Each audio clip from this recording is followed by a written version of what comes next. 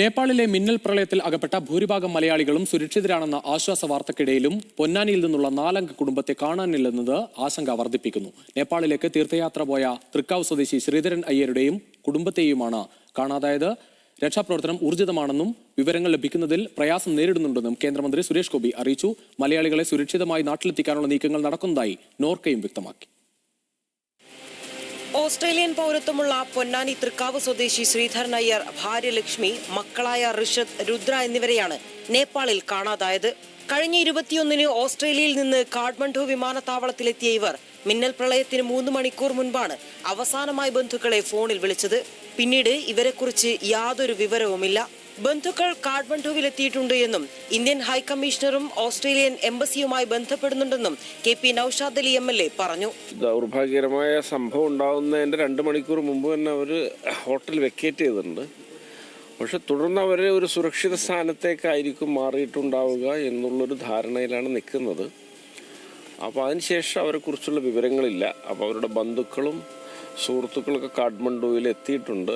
ഈ വിഷയം അറിഞ്ഞ ആദ്യ ദിവസം തന്നെ മുഖ്യമന്ത്രിയുടെ ഓഫീസ് മുഖേന ഇന്ത്യൻ എംബസിയുമായിട്ടും ഇന്ത്യൻ എംബസി വയ ഓസ്ട്രേലിയൻ ഹൈക്കമ്മീഷനുമായിട്ടും ബന്ധപ്പെട്ടിരുന്നു.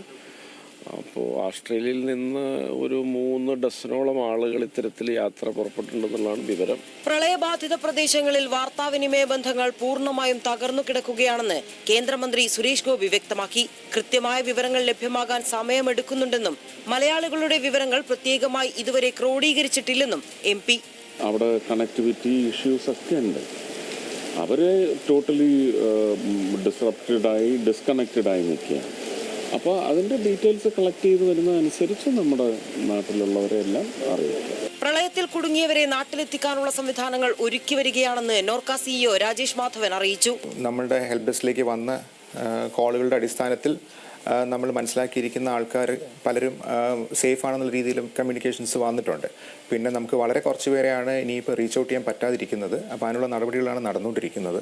അത് വരും മണിക്കൂറുകളിൽ നമുക്ക് കുറച്ചുകൂടി അതിനകത്ത് മുന്നോട്ട് പോകാൻ കഴിയും തന്നെയാണ് പ്രതീക്ഷിക്കുന്നത്.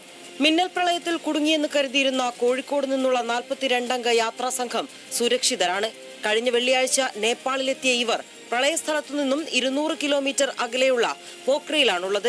ഈ സംഘം ഉടൻ തന്നെ നാട്ടിലേക്ക് മടങ്ങാനുള്ള ഒരുക്കത്തിലാണ്. കൊച്ചിയിൽ നിന്നും പോയ സംഘം കഴിഞ്ഞ ദിവസം തന്നെ സുരക്ഷിത കേന്ദ്രത്തിലേക്ക് എത്തിയിരുന്നു. ഇവരും മടക്കയാത്രയിലാണെന്ന് ട്രാവൽ ഏജൻസി അറിയിച്ചു. വിവിധ ബ്യൂറോകൾക്കൊപ്പം ന്യൂസ് ബ്യൂറോ, മലപ്പുറം.